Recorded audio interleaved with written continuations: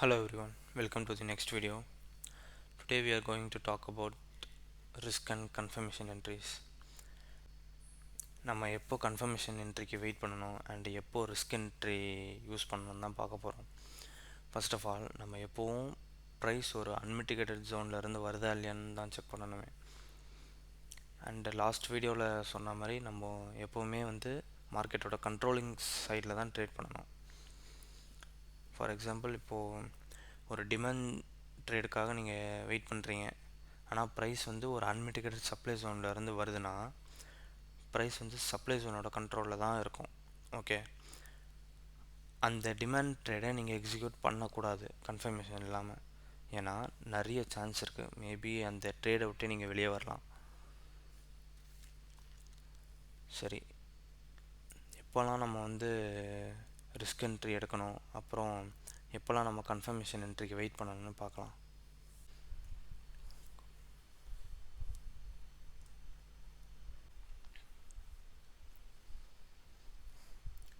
Price பார்த்தீங்கன்னா இங்கே down ட்ரெண்டில் மூவ் ஆகிட்டுருக்கு. ஓகே, லாஸ்ட் ஸ்ட்ரக்சரை பிரேக் பண்ணியிருக்கு, இன்எஃபிஷியன்சி க்ரியேட் பண்ணியிருக்கு, நம்மளுக்கு இங்கே ஒரு பெரிய சப்ளை ஜோனே க்ரியேட் பண்ணி கொடுத்துருக்கு.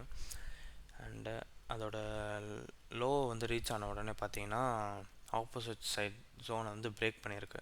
அதாவது இந்த சப்ளை ஜோனை ப்ரைஸ் பிரேக் பண்ணிடுச்சு. இப்போ ஆப்போசிட் சைட் ஜோனை பிரேக் பண்ணாலே நம்மளுக்கு ஒரு நியூ ஜோன் ஃபார்ம் ஆயிரும். ஓகேவா, அதே மாதிரி இங்கே நம்மளுக்கு ஒரு டிமாண்ட் ஜோன் ஃபார்ம் ஆயிடுச்சு. இப்போ ப்ரைஸ் மறுபடியும் ஒரு புல் பேக் எடுத்து அகைன் இங்கே ஒரு பிரேக் ஆஃப் ஸ்ட்ரக்சர் கொடுத்துருக்கு, இன்எஃபிஷியன்சி க்ரியேட் பண்ணியிருக்கு. ஓகேவா, ப்ரைஸ் இப்போ டிமாண்ட் ஜோனோட கண்ட்ரோலில் இருக்குது. இப்போது நம்ம இங்கே ஒரு 3 சினாரியோ பார்க்கலாம். என்னென்னு பார்த்தீங்கன்னா, இப்போது ப்ரைஸ் இந்த சப்ளை ஜோனை டேப் பண்ணி ரிவர்ஸ் ஆகுது அப்படின்னா நம்ம இந்த டிமாண்ட் ஜோனில் டிமாண்ட் ட்ரேடை எக்ஸிக்யூட் பண்ணக்கூடாது. ஏன்னா ப்ரைஸ் சப்ளை ஜோனோட கண்ட்ரோலில் இருக்குது. ஓகேவா, அதனால் நம்ம எப்போ வேணாலும் இந்த டிமாண்ட் ட்ரேட்லேருந்து எப்போ வேணாலும் நம்ம ஸ்டெப் அவுட் ஆகலாம். அதனால் அப்படி எடுக்கக்கூடாது. நம்ம இந்த மாதிரி நடந்தது அப்படின்னா நம்ம ஒரு கன்ஃபர்மேஷன் என்ட்ரிக்காக தான் வெயிட் பண்ணணும். நம்ம அடுத்த டாப்பிக்கில் நம்ம பார்ப்போம். கன்ஃபர்மேஷன் என்ட்ரிஸை பற்றி அடுத்த டாப்பிக்கில் நம்ம பேசுவோம். அண்ட் ரெண்டாவது சினாரியோ பார்த்தீங்கன்னா, ப்ரைஸ் இந்த சப்ளை ஜோனை தொடவே இல்லை, அதாவது டச்சே பண்ணாமல் அப்படியே ரிவர்ஸ் ஆகுது அப்படின்னா நம்ம டைரெக்டாக இங்கே டிமாண்ட் ட்ரேட் எடுக்கலாம். நம்ம டைரெக்டாக இங்கே ஒரு ரிஸ்க் என்ட்ரி, ஒரு டிமாண்ட் ட்ரேட் எடுக்கலாம். அதுவும் நம்ம ஒரு இந்த அன்மிட்டிகேட்டட் சப்ளை ஜோனுக்கே நம்ம ஏம் பண்ணலாம். ஓகேவா, டார்கெட் நம்ம இந்த சப்ளை ஜோனுக்கே நம்ம டார்கெட்டை ஃபிக்ஸ் பண்ணலாம். இப்போது மூணாவது சினாரியோ பார்த்தீங்கன்னா, ப்ரைஸ் டைரெக்டாக இந்த சப்ளை ஜோனை பிரேக் பண்ணிவிட்டு ரிவர்ஸ் ஆகுது.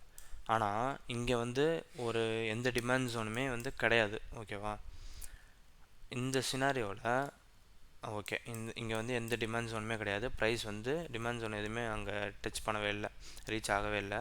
பட் ஆனால் ப்ரைஸ் ரிவர்ஸ் ஆகுது.